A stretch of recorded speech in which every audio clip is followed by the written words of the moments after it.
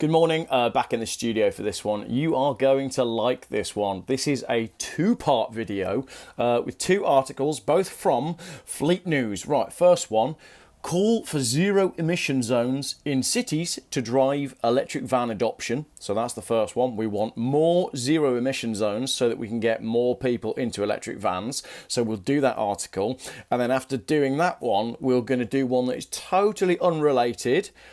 Charging downtime costing fleets 8 times more than electricity. So yeah, we'll do these in order, shall we? Let's do the first one. We want more electric vans, but electric vans aren't. I'm just going to read you the headline from this one, just in case you don't make it to the end of the video. The neighbourhood community charging business estimates that lost time to charging costs £17,000 per year per asset, or 260 non-productive hours across a 12-month period to charge while on shift. It's just brilliant. You cannot make this up. Right, let's do the first article. Call for zero emission zones in cities to drive electric van adoption. Environmental campaign groups, the gift that keeps on giving, aren't they? Those dodgy environmental campaign groups are calling for the UK government to implement zero emission zones in cities to tackle the climate crisis, and drive the adoption of electric vans. Currently, the proportion of electric vans sold in the UK is half that of the Netherlands, where zero emission freight zones are being introduced from next year. What do we know about the Netherlands?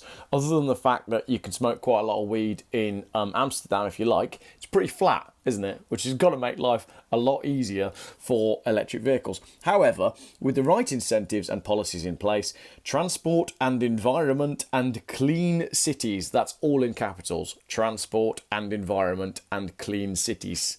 Yeah. I bet if we track back through their funding, we'll find some usual suspects. Believe that the UK could leapfrog other European countries in terms of electric van uptake in the coming years. In new fleet analysis conducted by Transport and Environment and Clean Cities, it says there would be more than enough electric vans on the market to enable zero emission freight zones in the UK. Okay, good. There's enough electric vans. Hey, I'm hearing that these Maxus vans as well, these electric Maxus vehicles.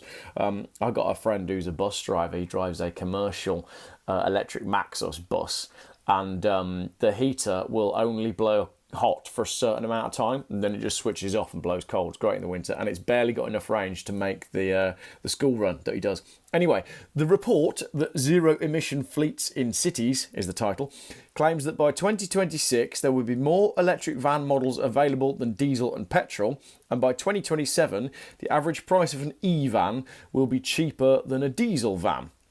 So not only are these electric vans more expensive, but let's just do that article at the end, because this is a fun video. The range of models available today is already suitable for most van drivers. There are, it says, 23 zero-emission models available with a range above 155 miles, including 3 models with more than 205 miles of range. Company vans, it claims, drive 109 miles a day on average. Yeah, but they drive 109 miles absolutely flat out. Absolutely flat out. Have you ever seen a Mercedes Sprinter? I witnessed a Mercedes Sprinter crash a few weeks ago, right? Going up a very steep hill, and this Mercedes Sprinter was going so fast it managed to leave a 10-foot skid mark on a steep uphill section. I don't know how he did it. It's astonishing.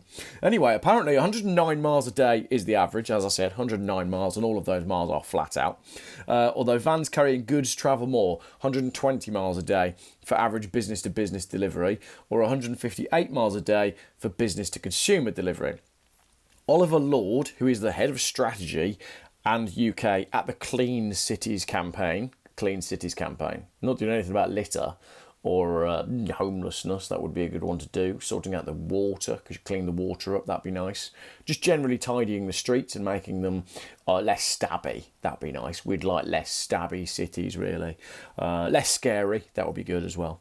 But anyway, Oliver Lord has said the study shows that with the right incentives in place, our city leaders can work with businesses to be much more ambitious when it comes to zero emission freight. I'm more interested in zero stabby cities than I am zero emission freight, to be totally honest. Instead of ending perks for electric vans next year, such as the plug-in van grant or the London congestion charge exemption, this government should work with city leaders on a framework of policies so that e-vans become the go-to choice for fleets. How about stop imploring the government to step in and manipulate a market when a product isn't working because the consumers don't want it? It really is that simple. At the beginning of October, more than 40 businesses signed a letter to the Mayor of London calling for an extension of the congestion charge exemption for electric vans to support the cost of investing in environmentally friendly fleets. Oh, great. So electric vans are now no longer exempt from the congestion charge.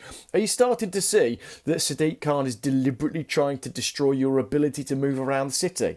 Because that's what it's all about. It's not about clean air and it's not about congestion. It's quite simply about getting you used to not going anywhere.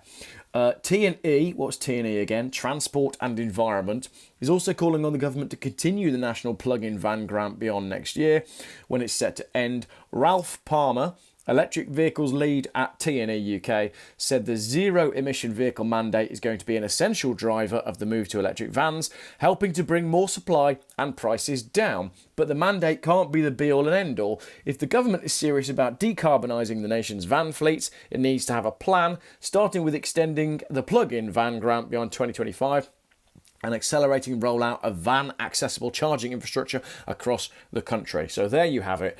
The electric vehicle lead at Transport and Environment is saying that the zero-emission vehicle mandate is going to be essential to sell more electric vans.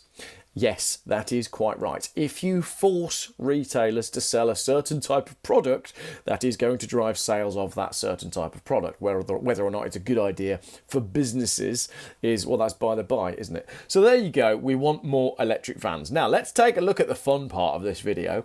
Charging downtime is costing fleets 8 times more than electricity. Charging downtime is costing electric fleets 8 times more than the electricity used to top up the batteries, according to estimates from a company called Co-Charger. The neighbourhood community charging business estimates that time lost to charging typically costs £17,000 per year per asset, so per van, or 260 non-productive hours across a 12-month period to charge while on shift. So this is companies that own vans paying their drivers to sit around and do nothing. Now, pre-net zero, if you'd gone to your boss and said, boss, can you pay me for, say, 45 minutes every day to just sit in my van quietly enjoying the passing, sights? And the boss would say, not a chance. We cannot afford to pay you an extra hour a day just to sit in the van. But now that we've got net zero, that's okay. That's a good thing to be doing. It's a wise use of money and time to pay van drivers to sit around waiting for their vans to charge. Because if you have a company van, right, there's no way you're going to charge your van at home. Why would you plug the van in at home when you can plug it? It's like having a poo, isn't it? It's like having a poo. Why would you have a poo at home when you can go and have a nice long poo at work, browsing on Facebook Marketplace on your phone, and get paid for it? It's brilliant. It's genius. If I had a company van, I would definitely be pooing on company to charging on company time.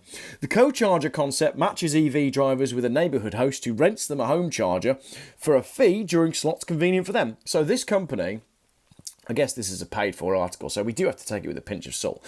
But what they're saying is we need a co-charger concept whereby if you're not using your charger at home, you could be charging someone else's vehicle and they could be paying you for it.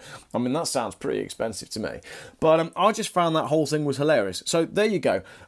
8,000... I've lost the number there. Oh, I scrolled too far. £17,000 per year per van, or 260 non-productive hours. Brilliant. I'm very much looking forward to the UK van fleet going all electric, and that's going to really help the sales of cigarettes and coffee and Greggs, because people are just going to be stuck at charging stations doing nothing, browsing Facebook Marketplace, looking for cars that they'll never buy on their phones. Thank you very much for watching this video. I thought that whole thing was hilarious. Let me know what you thought. Hopefully you're watching my video while sat on the toilet being paid by somebody else. Thanks for watching. Oh, part 2 of my BMW road trip video is going out probably later tonight when I drove that car to Cumbria, but I might go over to Solihull and buy a Saab.